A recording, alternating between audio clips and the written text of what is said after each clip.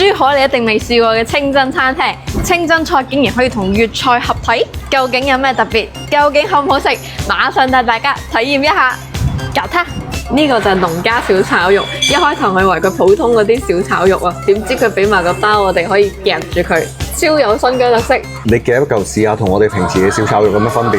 佢呢個有啲羊肉串嗰種羊香味咯，即係佢係羊肉嘅感覺係嘛？佢就係羊肉啊，個感覺。呢個可以，係啊，超正，點呢個？推薦。第二個出場就係新疆大盤雞，好有新疆味啊！但係啲雞肉怕唔怕好鞋咧？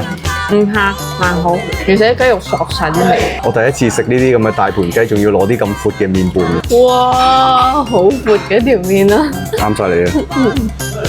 清真菜同埋粵菜合體，點少得乳鴿呢一樣嘢咧？啲皮好脆喎！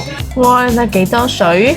皮又脆又多水，果然係靚嘅乳鴿。體驗一間粵菜早茶得唔得咧？就係試下佢呢個脆皮紅米腸，睇下佢得唔得？你真係好鬼鹹啊！你個人點咁多醬嘅你？皮又夠滑，入邊又夠脆。呢個就係部長推薦，非常之有新疆特色嘅烤包子。咁你試下先啦，OK 我先食啊！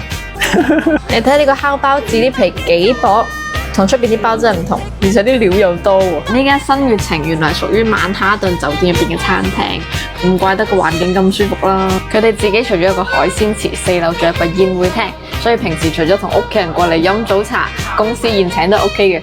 呢度仲有好多其他特別嘅新疆菜，一時三刻真係試唔晒。如果你哋後面過嚟試咗好食嘅話，記得評論區話我知。